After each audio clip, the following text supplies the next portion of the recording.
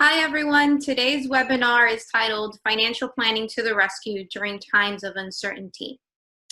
My name is Katherine Sojo and I'm joined today by my colleague Roxanne Alexander. We are both financial advisors with Evensky, Katz, and what we wanted to do is put together something that we thought would be useful to clients during these times that we're experiencing. We're all going through a lot of uncertainty, and sometimes it's comforting to know that there's a tool out there that can at least help guide you to help make sound financial decisions during times that may not be so sound.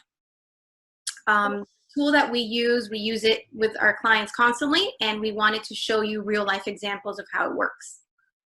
So the tool is called Money Guide, and we take client's financial situation and we sort of run it through this software to say, can they actually do what they want to do? Can they retire early? Can they spend more? If they don't have a job for a few years because of COVID, will their plan still work? So it just sort of helps clients through these uncertain times and sort of reassures them, can they actually make this decision? So the first client that we are going to look at is Matthew and Michelle Jones. Matthew is a dentist and he's worried about having to work during COVID because he has underlying health conditions. Matthew has a wife. They are 70 and 65. He has about $2 million in investment assets. He's also got a house worth about $2.6 million. And he would like to know, can he retire today if they were to spend $180,000 based on their life expectancy? To continue off what Roxanne said, in order to answer Matthew's question, which is, can I retire now? We went ahead and we put all that information into Money Guide Pro, and we came up with these results. So the plan uses 3 different stress tests to be able to tell you if the plan is viable. The main stress test that we focus on is the Monte Carlo simulation, which is this one down here, the dial. And ultimately, what Monte Carlo does is that it does 1,000 different iterations of good returns and bad returns and anything in between, and then it lets you know how many of those iterations were successful out of the 1,000. We do have a minimum, of course. It's called your confidence zone, right? And ultimately, these confidence zones are tailored to your specific situation based on age and longevity. But for Matthew and Michelle, what we're looking for specifically is a minimum comfort zone of 85%. So what that means is that the numbers here in the middle cannot be below 85%. It's not something that we would consider viable. And currently, this column here to the left, called current scenario, it shows us exactly the scenario of Matthew and Michelle, how Roxanne detailed it earlier. And that's giving us a 10% probability of success. Right, so ultimately, with this information, we would let them know currently, as it stands, we don't think it's a good idea to retire. However, how do we actually make this work for you? Our job isn't to just tell you you can't do it. Our job is to find ways and tools and levers to pull to make sure that we can actually try to accomplish those goals that you want to. And what we did here in the second scenario, the side-by-side one called home equity, is we looked this over and we thought, well, Matthew has a $2.6 million property without a mortgage. Let's use that. Let's tap into that, because we don't want you not being able to afford your lifestyle, yet you have no mortgage and you live in a $2.6 million home. Your home is an asset that can be used. So what we did here is we told Matthew and Michelle, let's go ahead and tap into roughly $1.2 million of equity of property to that way give you the ability to retire now and ease that frustration that Matthew's experiencing of being a dentist and having the possibility or being a higher risk of contracting COVID, especially at his age. So by just tapping into home equity, the probability of success here jumped from 10% to 86%. That is the minimum that we're looking for. So ultimately, the takeaway here is that we would say, Matthew and Michelle, you can retire as long as we use home equity next year to be able to continue maintaining your lifestyle going forward. And these are the tools that we use to help clients understand and make financial decisions. Rox, do you have any feedback on this, or what else do you think we could have possibly shown Matthew and Michelle as other options? Well, if Matthew and Michelle decided they did not want to touch their house and that was something they wanted to leave to their kid, we can look at possibly changing their allocation depending on their risk tolerance. If taking more risk would allow them to be able to, maintain their lifestyle, we might suggest they become more aggressive in their investments, if that is an option. We could also investigate reducing spending. If you're expecting to retire in the next, 5 to 10 years, and you're retiring early, you may have to adjust your spending going forward if that's something you want to do.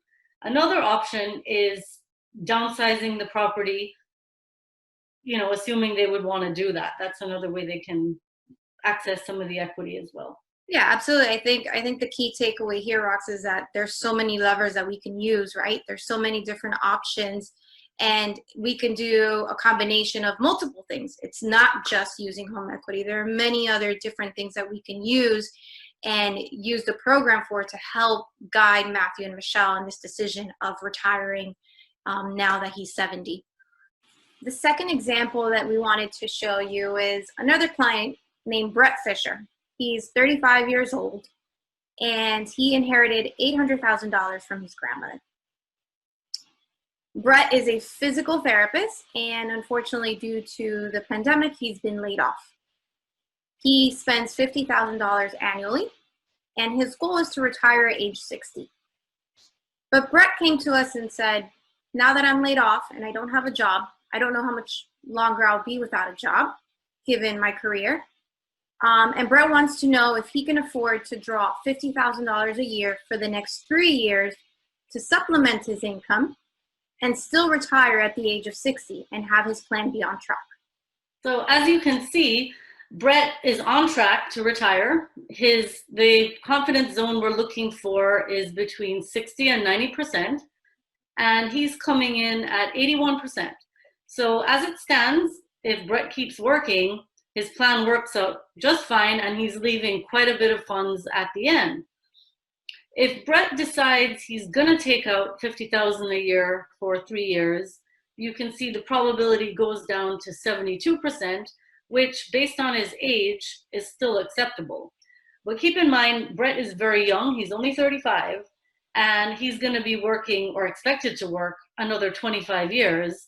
And he's living off his income, and these assets are growing. So if he decides to stop working now, the probability of his plan not working is going to be pretty high. Yeah, I think that's interesting to see how in Brett's situation, right, he goes from having a probability of success of 81% down to 72%, where in the previous one for the Jones family, we saw that they were at a 10% and how a shift helped them jump up to an 86%, right? So I think for Brett, the takeaway isn't accomplishing a very high probability of success.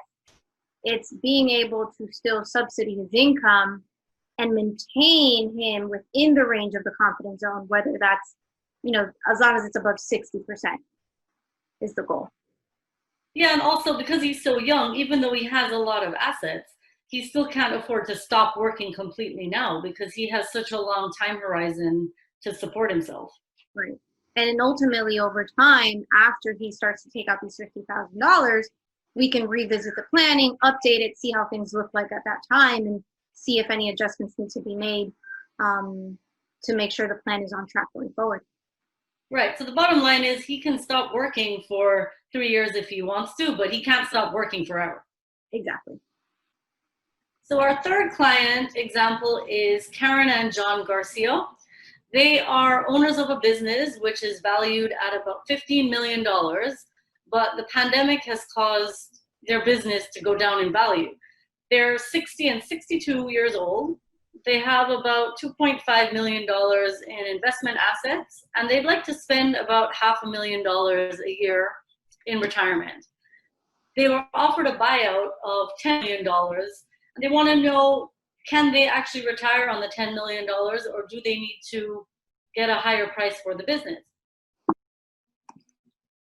Yeah, so this current example client is actually a really interesting one, right? And based on the data that Roxanne just explained, that's what you see in the current scenario here on the far left, right? It's them receiving a $10 million payout and wanting to spend $500,000 in living expenses during retirement. And what it's telling us is that the results are coming in at 64% probability of success. Their confidence zone is a minimum of 75. So our takeaway here is we have a couple different things. We want to find out if they do accept the $10 million offer, what would their spending have to be reduced to? Or what exactly is their lowest sale price that they should be willing to sell their business, right? So I think this is a really, really fun one, really important one, because we're using this tool to help the Garcias decide how to sell their business, what amount they should sell their business for, and if they want to sell it for what they're being offered, what that's going to look like for them. So what we did here in the second scenario is we actually reduced their spending by $60,000 a year in order to get to that minimum of 75%. Right? So if they want to take the $10 million offer in order to make their plan work, in order for them to live comfortably through retirement, they would have to spend $60,000 less. That's something that they may or may not do, right? They may not want to do that. The third scenario that we suggest here is, okay, well, let's back into a minimum sales price to make sure you can still meet your financial goals, right? If you want to spend $500,000, what exactly do you need to sell your business for? And the sale price needed to get them into a 79% comfort zone is actually $13 million. So the takeaway here is either go back and renegotiate the sale price business, wait until you can get $13 million, or reevaluate your spending and see if you're willing to reduce your spending by $60,000 a year during retirement. So what are some other options do you think they could have, other than maybe possibly going back to work part-time or doing something on the side, or possibly starting another business? Can you think of anything else? Right. And you're absolutely right, Rox. Starting another business is an option, right? Maybe they just start a business that produces less income over time and it isn't as strenuous as maybe what they do now. So they do have some flexibility there.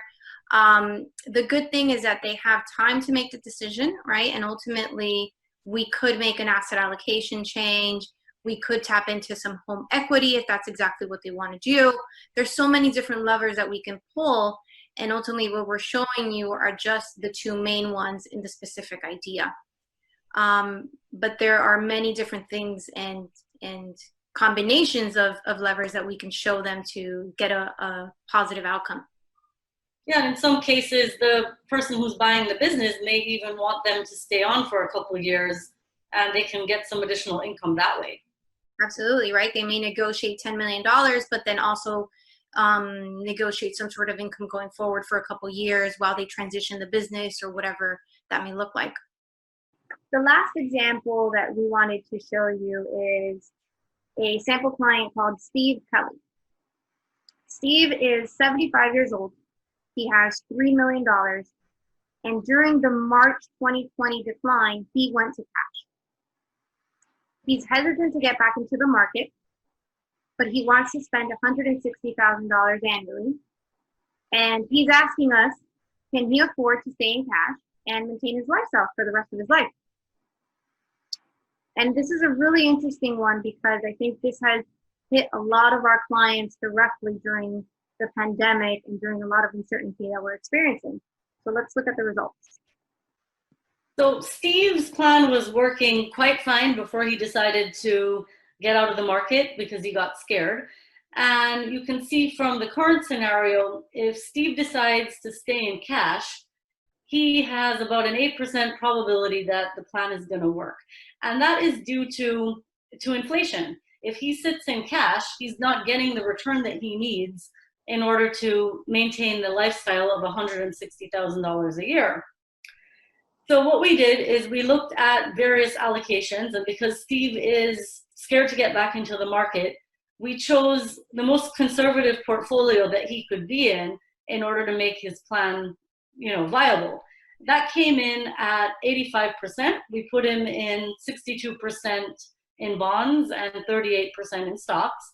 So that would sort of, give him that, more conservative buffer and allow him to kind of get back into the market and also maintain his lifestyle. Yeah, it's interesting to see that, Rox, right? Because a lot of people think that their money is safer in cash and out of the market, right? And it's almost like this presumption of safety, and that's not necessarily the case, right? Because your money isn't necessarily safer if you can't maintain your lifestyle and you can't keep up with purchasing power, right? And you bring up inflation, which is a great point. And when we look at clients' risk, we usually anchor to, the more conservative portfolio that they need in order to maintain their lifestyle. We don't really recommend clients take more risk than they have to. It's only when they need to maintain that lifestyle that we'll say, well, you need to take, more risk in stocks in order to not lose your lifestyle rather than take risk to just make more money.